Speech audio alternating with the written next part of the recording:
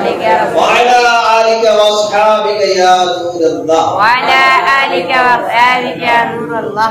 ایسے درود پاک سے محبت کر کے پڑھا کریں کہ یہ در، یہ ہوا، یہ فضا، یہ وقت گواہ ہو جائے کہ کسی عاشق نے محبت کے ساتھ سرکار علیہ السلام پہ درود و سلام پڑھا.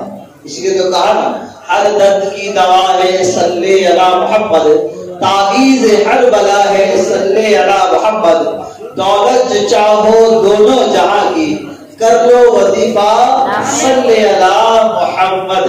صلو علی الحبیب صلی اللہ تعالی علی محمد. آج بسم اللہ الرحمن الرحیم کے بارے میں سوال فرماتے ہیں اور یہ ہمارے لیے بہت لازمی ہے.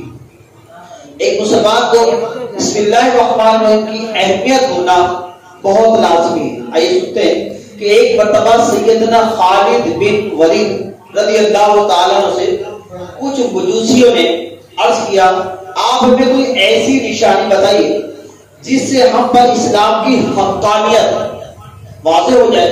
چنانچہ آپ حضرت ولید رضی اللہ تعالیٰ نے فرمایا کہ زہر منگواؤ.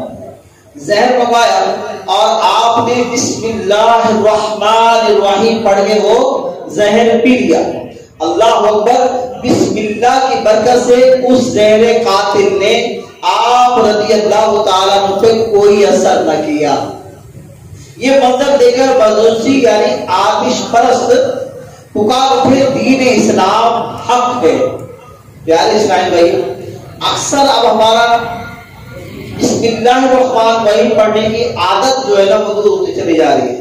ابے تبے کے الفاظ زیادہ ہیں، دنیا کی توجہ زیادہ ہے.